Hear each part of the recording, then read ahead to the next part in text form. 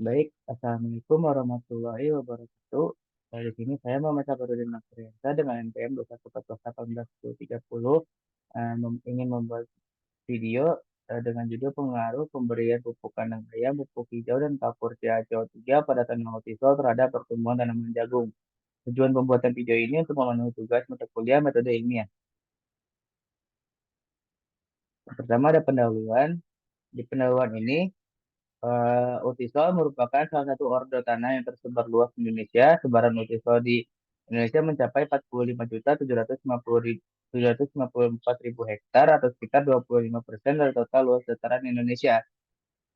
Sebaran terluas terdapat di Kalimantan dengan 21.938.000 hektar, diikuti di Sumatera 9.469.000 hektar, Maluku dan Papua 8.859.000 hektar, dan Sulawesi 4.303.000 hektar, Jawa 1.172.000 hektar, dan Nusa Tenggara 53.000 hektar. Pemanfaatan tanah utisol hingga saat ini masih mengalami kendala. Permasalahan yang umumnya dijumpai pada tanah utisol adalah rendahnya kandungan unsur hara dan kandungan bahan organik tanah 0,67 sampai 1,57%. Tanah bereaksi masam hingga sangat masam dengan pH 3,1 sampai kurang lebih 5,5 serta kejenuhan aluminium yang tinggi 37-60%. Selama ini kemaslahatan multiplot diatasi oleh pemberian kapur dan bahan organik berupa pupuk kandang dan pupuk hijau. Pemberian kapur selama ini diketahui dapat meningkatkan pH, meningkatkan ketersediaan Ca, Mg, kejenuhan basa, dan menurunkan HLDD. Sedangkan pemberian bahan organik berupa pupuk kandang diketahui dapat meningkatkan pH, meningkatkan aktivitas trenik, serta dapat melepaskan berbagai senyawa organik seperti asam malat, sitrat, dan tartar yang dapat mengikat air menjadi bentuk yang tidak aktif.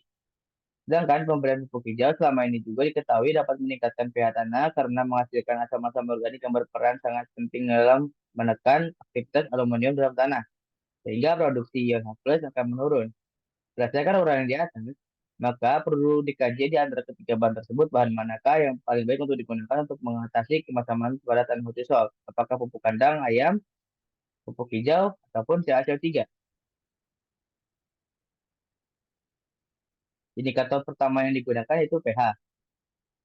Pemberian bahan amandemen berupa pupuk kandang ayam, pupuk hijau, dan kapur CaCO3 berpengaruh nyata terhadap peningkatan pH 2O dan pH KCl tanah hortisol.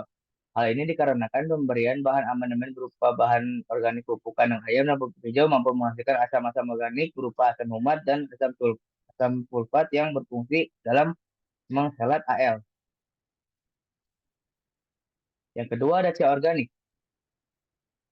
Pemberian bahan amandemen berupa pupuk kandang ayam, pupuk hijau, dan kapur CaCO3 berpengaruh nyata dalam peningkatan C organik tanah hortisol. Hal ini dikarenakan pemberian bahan organik ke tanah secara tidak langsung telah menyumbangkan C organik tanah. Yang ketiga ya ada P tersedia. Pemberian bahan amandemen berupa pupuk kandang ayam, pupuk hijau, dan kapur CaCO3 tidak berpengaruh nyata dalam peningkatan P tersedia tanah hortisol. Meskipun demikian, pemberian dari masing-masing bahan amandemen mampu meningkatkan ketersediaan P di dalam tanah. Hal ini dikarenakan reaksi bahan organik yang umumnya berlangsung lambat di dalam tanah, sedangkan untuk pemberian kapur CaCO3 ternyata juga tidak mampu meningkatkan P tersedia tanah. Dan selanjutnya ada serapan P. Pemberian bahan amandemen berupa pupuk kandang ayam, pupuk hijau, dan kapur CaCO3 berpengaruh nyata dalam peningkatan serapan P tanah hortisol.